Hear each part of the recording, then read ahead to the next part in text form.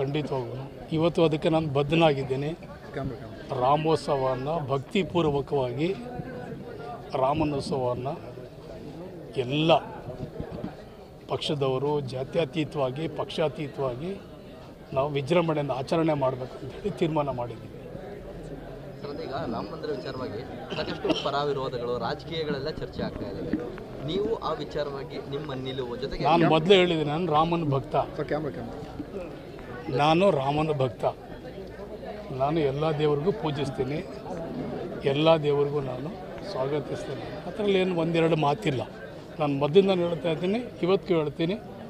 ನಾನು ಚಿಕ್ಕ ಮಗನಿಂದ ಹಿಡಿದ ನಾನು ಎಲ್ಲ ರೀತಿಯಲ್ಲೂ ಕೂಡ ನಾನು ವಿದ್ಯಾರ್ಥಿ ಜೀವನದಲ್ಲಿ ನಾನು ಸರಸ್ವತಿ ಪೂಜೆನೂ ಮಾಡಿದ್ದೀನಿ, ಲಕ್ಷ್ಮೀ ಪೂಜೆನೂ ಮಾಡಿದ್ದೀನಿ, ಗಣೇಶನ ಪೂಜೆನೂ ಮಾಡಿದ್ದೀನಿ, ರಾಮನ ಪೂಜೆನೂ ಮಾಡಿದ್ದೀನಿ, ರಾಮನ ಪೂಜೆನೂ ಮಾಡಿದ್ದೀನಿ. ಅದಕ್ಕೆ ಅಯೋಧ್ಯೆ ರಾಮ ಮಂದಿರ ನಿರ್ಮಾಣವನ್ನು ನಾವು ಸ್ವಾಗತ ಮಾಡ್ತೀವಿ. ನೋಡಿರಿ, ಯಾರೋ ರಾಜಕೀಯಕ್ಕೋಸ್ಕರವಾಗಿ ಏನೋ ಮಾಡಬಹುದು. ಆದರೆ ಕಾಂಗ್ರೆಸ್ ಪಕ್ಷ ಯಾವತ್ತೂ ಕೂಡ ರಾಜಕೀಯವಾಗಿ ದೇವರನ್ನು ಬಳಸ್ಕೊಳ್ಳುವಂಥದ್ದು, ಧರ್ಮವನ್ನು ಬಳಸ್ಕೊಳ್ಳುವಂಥದ್ದು, ಜನಗಳನ್ನು ಒಡೆದು ಪಕ್ಷ ಮಾಡುವಂಥದ್ದು, ಅದು ರಾಜಕಾರಣಕ್ಕೋಸ್ಕರ ಮಾಡ್ತಾರೆ. ಕಾಂಗ್ರೆಸ್ ಪಕ್ಷ ಅದರಲ್ಲಿ ಏನಿಲ್ಲ. ಕಾಂಗ್ರೆಸ್ ಪಕ್ಷಕ್ಕೆ ಅದರದ್ದೇ ಆದಂಥ ಸಿದ್ಧಾಂತ, ಬದ್ಧತೆ, ಶಿಸ್ತು ಎಲ್ಲವೂ ಇದೆ. ನಾವು ಅದ್ರ ಪ್ರಕಾರನೇ ನಾವು ನಡ್ಕೊಂಡು ಹೋಗ್ತೀವಿ. ನಾವೆಲ್ಲ ಲೋಕಸಭಾ ಚುನಾವಣೆ ಹತ್ತಿರ ಇರೋದ್ರಿಂದಾಗಿ ಈಗ ಉದ್ಘಾಟನೆ ಮಾಡ್ತಿದ್ದಾರೆ. ಅದು ಅವ್ರಿಗೆ ಬಿಟ್ಟಿದ್ದು, ಅದು ನಮಗೆ ಗೊತ್ತಿಲ್ಲ.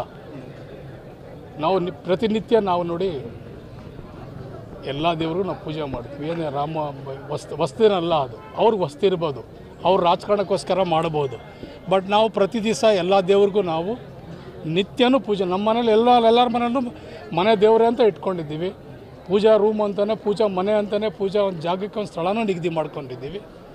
ಅವ್ರಿಗೆಲ್ಲ ಹೊಸ್ತಾಗೋದು ರಾಜಕಾರಣಕ್ಕೆ, ತೋರಣೆಗೆ, ರಾಜಕಾರಣಕ್ಕೋಸ್ಕರ ಅವ್ರು ಬಳಸ್ಕೋತಾ ಇದ್ದಾರೆ. ನಾವು ಆ ರೀತಿ ಇಲ್ಲ. ಕಾಂಗ್ರೆಸ್ ಪಕ್ಷ ಅದು ಆ ರೀತಿ ಯಾವತ್ತೂ ಇಲ್ಲ. ತಮಗೆ ಇರುವಂತಹ ಒಂದು ಸ್ಪಷ್ಟ ನಿಲುವು ಕಾಂಗ್ರೆಸ್ನ ಬಹುತೇಕ ಶಾಸಕರಿಗೆ ಇಲ್ಲ ಅಂತ ಎಲ್ರಿಗೂ ಇದೆ. ಅವ್ರಿಗೆ ಇರುವಂತಹ ಸ್ಪಷ್ಟ ನಿಲುವು ಬೇರೆಯವ್ರಿಗಿಲ್ಲ ಅಂತ ಎಲ್ರಿಗೂ ಇದೆ. ಎಲ್ಲರೂ ಕಾಂಗ್ರೆಸ್ ಪಕ್ಷದವರನ್ನೇ, ಎಲ್ಲರೂ ಅದಕ್ಕೆ ಬದ್ಧವಾಗಿರಬೇಕಾಗ್ತದೆ. ಆ ಸಿದ್ಧಾಂತಕ್ಕೆ ನಾವು ನಡ್ಕೊಳ್ಬೇಕಾಗ್ತದೆ ನಾವೆಲ್ಲರೂ. ಆರೋಗ್ಯ